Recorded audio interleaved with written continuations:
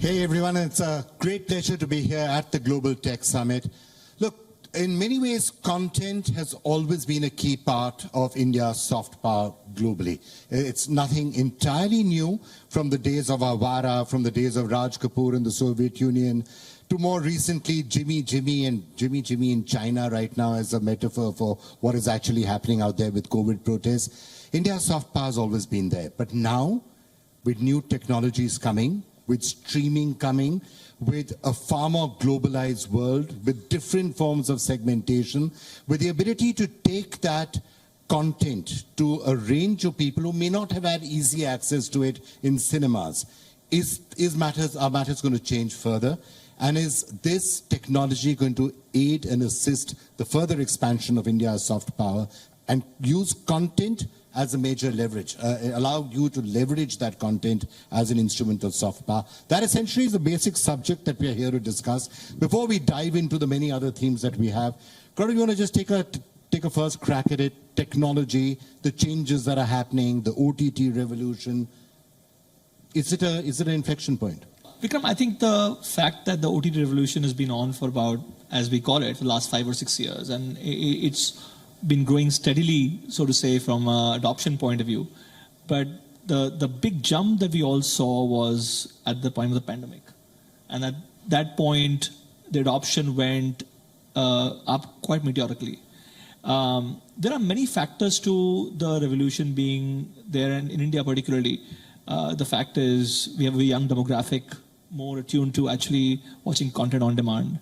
We have the mobile phones are ubiquitous, everyone has it, smartphones, cheapest data in the world, and absolutely amazing content across the board with a flourishing content industry across languages. So while all that was there, I think the pandemic really sort of gave it a big push in terms of increased adoption and resulted into many changes thereafter. Some permanent, some temporary, we can talk about them as we go along.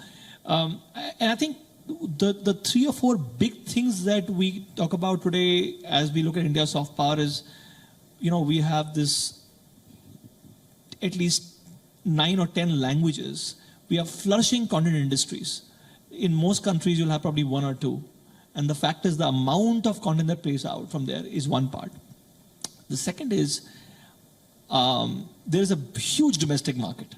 And the domestic market has changed very dramatically on tastes, over the last few years, tasting content from India and around the world.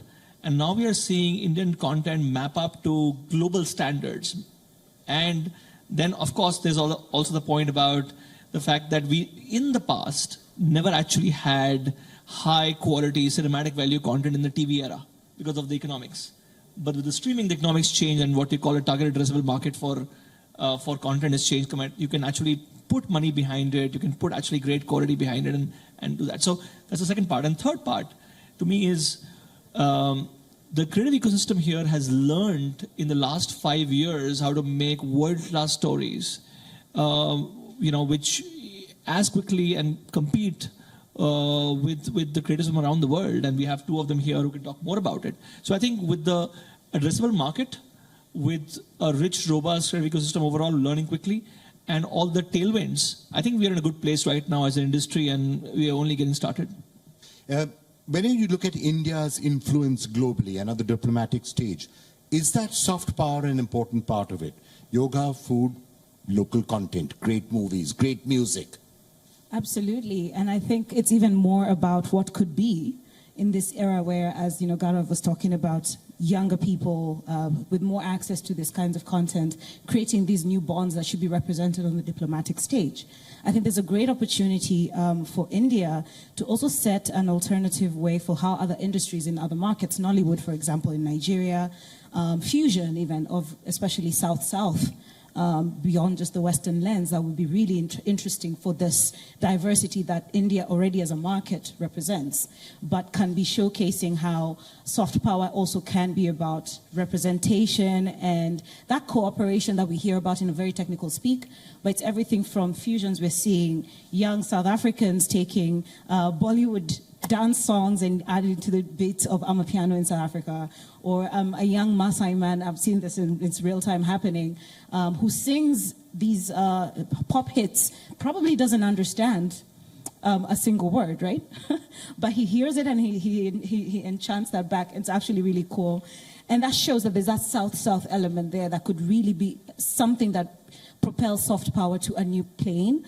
Yeah, that influence is actually quite extensive. I think one of my favorite Amitabh Bachchan stories is a real story that a lady doing the sort of a safari, desert safari, in the middle of the Sahara Desert, car breaks down, thinks she's going to die, finds a Bedouin camp, walks inside there and says, now I'm going to either be murdered or something horrible is going to happen to me. And she walks inside and she says, I'm from India. And those people look at her and saying, India? Amitabh Bachchan? Yep. Amitabh Bachchan? They made her sit down, they gave her a food, they kept her there for the night, took her the next day, got her car repaired and sent her home. So yes, it happens.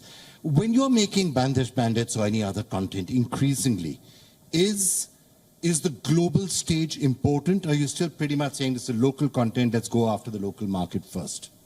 Has that changed? As a cinema experience, or at least been made at the scale and in the way that we were able to tell a story on classical Indian music, because of the economics, because of the kind of demographics that watch typical cinema movies, I don't think we would have had the chance to make it. So I think the first big thing for us in terms of Bandish Bandits was the ability to make the show itself was a privilege that only came thanks to the OTT revolution. But having said that, I think, truth be told, while we were making it, we were obviously, catering it to, sheepishly even to the local Indian markets, not knowing whether people will respond to it. Because, we used to get commentaries before Amazon took on the show saying, we like this idea, but why don't you make it Bollywood music? Or, why don't you make it pop music? Like classical music, no one is really now interested in listening to or wanting to hear. So we were like, but then there's no show. I mean, the show is about classical music. So I think when we were making the show, we were very conscious and careful, saying that, if we can hit home with local audiences, we'll be more than thrilled. But I think then what happened after, and especially the fact that it was, it was platformed over 190 countries. And, Amazon did such a great job of marketing it in a way that made it appealing and commercial to people all across demographics, all across various countries. So the fact that Indian content can translate around the world has been clearly proved by that. If somebody had told me you could actually work out to Indian classical music, I wouldn't have believed you. I probably still don't believe you, but still, we will park that just for the moment. Now, I'll tell you where the technology part, he said something very important, platformed in 190 countries. Now that's where technology plays a slight difference, because till 10 years ago, 15 years ago, if you were saying, I want to take this globally, which means I have to take it to cinema theaters, you got to approach it from a certain manner. And all right, Amir Khan movies could translate in China and people would watch them, or something else would happen. But your ability to use platforms like, Amazon Prime and others, that changes the way you're visualizing content, presumably, because you're not having to launch it into cinema theaters everywhere. Absolutely. I think for the very first time, we're actually conversing with the world. And until now, listen, for us as creators, we'll create content any day. But for the longest time, we were creating content only for like a homegrown audience per se. And like you said, an NRI audience, right? A spillover NRI audience. But for the first time, I think we're actually talking to the world. That's actually the finest part about having people like Amazon here. They facilitate that for us. They set us up for that. When you're talking to the rest of the world and not just to a homegrown Indian audience, you have to be able to make content that's going to be interesting for them. You can't just say that, I make this for India. Of course, it has to do really well in India as well, because that's your primary audience. That's the audience that you're reaching out to first. But the rest of the world is a fabulous ocean that you now have direct access to. So if as a creator you're not using that, it's kind of like a wasted opportunity. So absolutely, we're all talking to the globe in that sense.